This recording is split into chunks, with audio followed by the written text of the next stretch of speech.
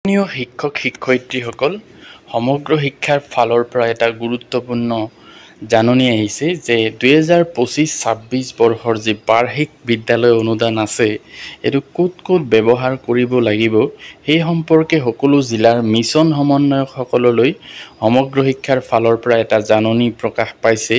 তো তাতে কি লিখা আছে অৰ্থাৎ শিক্ষক শিক্ষয়িত্ৰীসকলে সেই পইচাটো ক'ত খৰচ কৰিব তাৰ সম্পূৰ্ণ বিৱৰণী ইয়াত আছে। আপোনালোকে শেষলৈকে ভিডিঅ'টো চাই যাব। এইটো চাব পাৰিছে office of the mission director সমগ্ৰ শিক্ষা আসাম, তাৰ পৰা আহিছে ডক্টৰ ওম প্ৰকাশ IAS মিছন সঞ্চালক সমগ্ৰ শিক্ষা, প্ৰতি সকলো জিলা মিছন সমন্বয়ক সমগ্ৰ শিক্ষালৈ পঠাইছে। বিষয়টো হ'ল বিদ্যালয়সমূহত 2025-26 বৰ্ষৰ বাৰ্ষিক বিদ্যালয় অনুদানৰ ব্যৱহাৰ সন্দৰ্ভত।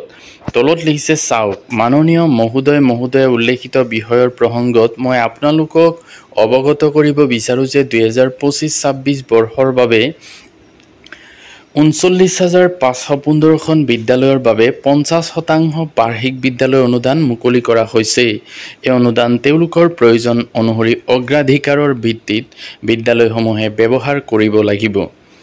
অৰ্থাৎ এইটো নিশ্চয় বুজি পাইছে, বিদ্যালয়সমূহৰ যি দৰকাৰী কাম আছে সেইখিনিত তেওঁলোকে অগ্ৰাধিকাৰৰ ভিত্তিত খৰচ কৰিব পাৰিব।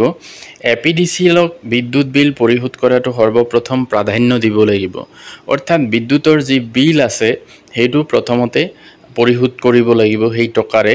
তদুপৰি অনুদানৰ সঠিক ব্যৱহাৰ নিশ্চিত কৰিবলৈ মই এখন নিৰ্দেশনাৱলী সংশ্লিষ্ট বিদ্যালয়সমূহলৈ বিতৰণ কৰিবৰ বাবে সংলগ্ন কৰিছোঁ।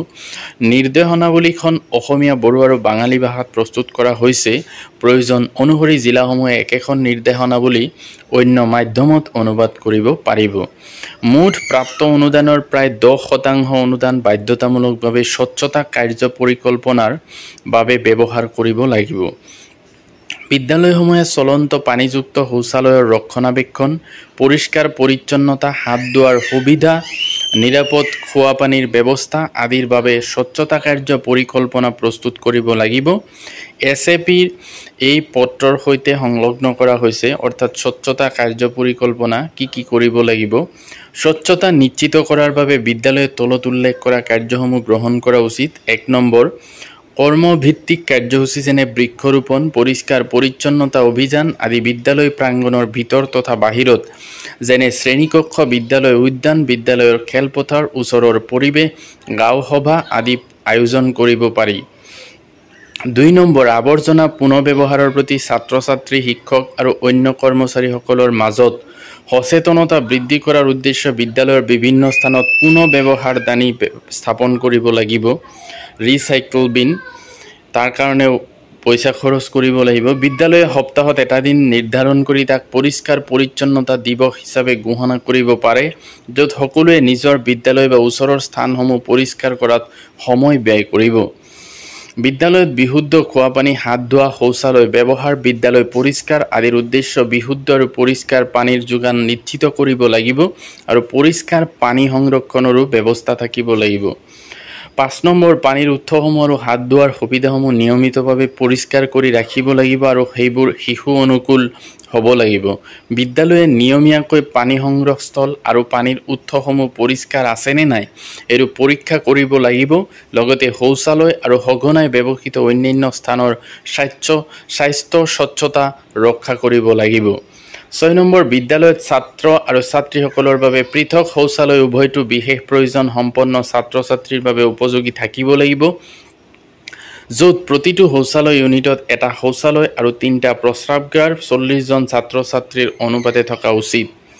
গাঁও অঞ্চলৰ ছাত্ৰ-ছাত্ৰীয়ে নিজৰ গাঁৱৰ ওচৰৰ সকলো ঘৰত গৈ মুকলি ঠাইত শৌচক্ৰিয়া নকৰিবলৈ আৰু তাৰ অপকাৰিতাৰ বিষয়ে তেওঁলোকক অৱগত কৰাব পাৰে, তেওঁলোকক তাৰ বাবে উৎসাহিত কৰিব পাৰে। 8 নম্বৰ, স্বচ্ছতাৰ ক্ষেত্ৰত ছাত্ৰ-ছাত্ৰীৰ মূল্যৱান অৱদানৰ বাবে উৎসাহিত কৰিবলৈ পুৰস্কাৰৰ ব্যৱস্থা কৰিব পাৰে। সেয়েহে সংশ্লিষ্ট বিদ্যালয়সমূহক বাৰ্ষিক বিদ্যালয় অনুদান নিৰ্দেশনাৱলী আৰু স্বচ্ছতা কাৰ্য পৰিকল্পনা অনুসৰি 25 আগষ্টৰ ভিতৰত ব্যৱহাৰৰ বাবে নিৰ্দেশনা প্ৰদান কৰিবলৈ আপোনালোকক নিৰ্দেশ দিয়া হ'ল। অনুদান ব্যৱহাৰৰ প্ৰমাণপত্ৰ সঠিকভাৱে সংৰক্ষণ কৰিব লাগিব। বিদ্যালয়সমূহত অনুদানৰ সঠিক ব্যৱহাৰ নিশ্চিত কৰিবলৈ জিলা প্ৰকল্প বিষয়া, সমাজ জড়িতকৰণ আৰু বিশেষ লক্ষিত গোট, বিত্ত আৰু গাণনিক বিষয়াক দায়িত্ব অৰ্পণ কৰা হ'ব। তো এইটোৱে আছিলে সমগ্ৰ শিক্ষাৰ ফালৰ পৰা উলিওৱা গুৰুত্বপূৰ্ণ জাননী, য'ত 50% যি অনুদান বিদ্যালয়সমূহলৈ আগবঢ়াব সেইটো ক'ত খৰচ কৰিব তাৰ এটা পৰিকল্পনা ইয়াত দাঙি ধৰা হৈছে। তো ভিডিঅ'টো ভাল লাগিলে লাইক এটা কৰি দিব আৰু মোৰ চেনেলটো ছাবস্ক্ৰাইব কৰি থ'ব। Thank U.